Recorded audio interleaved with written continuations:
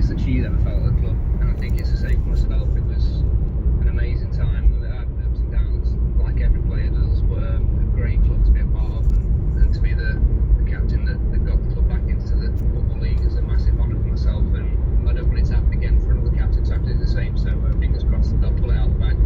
Swansea City have announced they will adopt a clubs-wide social media silence for the next week to take a stance against all forms of online abuse and discrimination.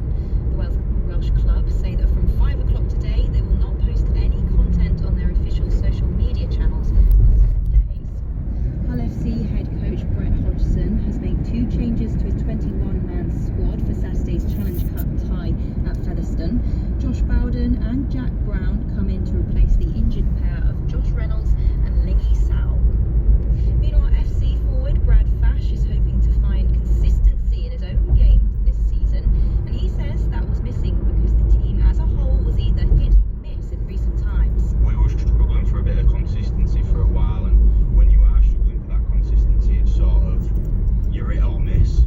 So we was either hitting big or we was missing big, and it reflected in the score of games because we could go and we'd blow teams out, and then a week later we'd get blown out ourselves.